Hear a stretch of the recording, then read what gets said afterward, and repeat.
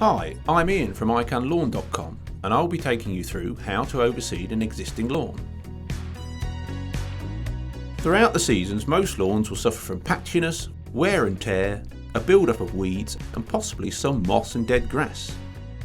Overseeding is a great way to help resolve these issues and get your lawn back to looking its very best. Once you've picked the best seed to overseed your lawn with, it's time to think of your next best steps. Before sowing, have a look at the weather forecast in your area. Temperatures need to be 10 degrees and above consistently for at least 2 weeks for your grass seed to grow. Do not sow in flood, frost, snow or extremely hot conditions. This means that typically the best times to sow grass seed are in spring and autumn.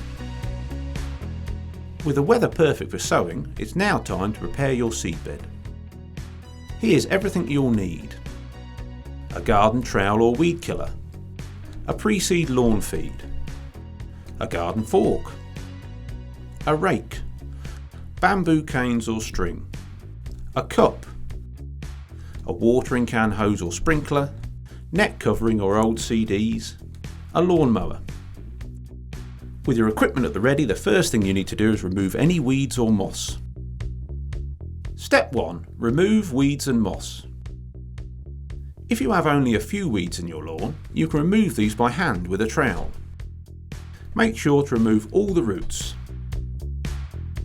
Alternatively, you can target individual weeds by using a selective weed killer. Moss can be removed by raking it out, but for this to be effective in the long run, you will need to do this regularly. If you have lots of weeds and moss in your lawn, a feed, weed and moss killer product such as our 3-in-1 Lawn Rescue will remove them in one application, whilst also feeding your lawn in preparation for seeding. If you have no weeds or moss, you should still apply a pre-seed lawn food such as our Pre-Seed First Feed. This will give your soil the nutrients it needs to speed up the growth of your grass. Whatever product you decide to use, always read the instructions and wait the recommended time before seeding. Now that all weeds and moss are removed, you can move on to mowing and scarifying your lawn. Step 2. Mow and scarify.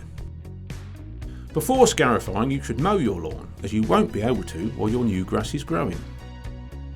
Scarifying is a fancy word for raking out all the bad stuff that has been building up on the surface of your lawn, such as dead grass, which is called thatch. You can scarify your lawn using a rake or by using an electric scarifier for larger areas.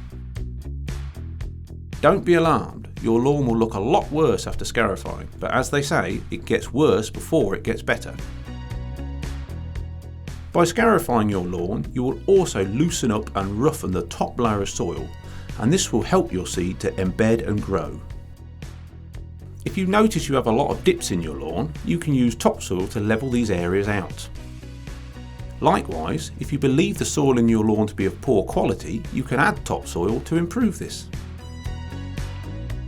Your lawn should now be weed-free, moss-free and thatch-free, so you can begin to sow your seed.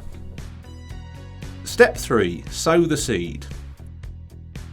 To overseed an existing lawn, you should sow at a rate of 35 grams per metre squared. You can do this easily by hand, or you can use a seed spreader. When sowing by hand, measure out a metre squared using bamboo canes or string. Measure out 35 grams of seed at a time in a cup, and go back for more seed when you need it. Scatter the seed from side to side, widthways and lengthways to get good coverage. Your seeds need space to grow and shouldn't be in a heaped pile. Using your rake again, rake the seed in so that it is in amongst the soil. About 3 pair of coins stacked is both deep enough and shallow enough to allow the seed access to the water, heat and sunlight it needs to grow. After scattering your seeds, it's time to make sure they grow. Step 4. Firm in and water. To ensure that the seed is nicely embedded into the soil, walk across the seedbed with your feet, firming it in. At iCanLawn.com, we call this the penguin shuffle. You should water your growing seedlings once a day, every day for the first 6 weeks after sowing. This is how long it will take for your lawn to be fully grown and be ready for its first mow. On days where it rains during the 6 weeks, you can skip watering.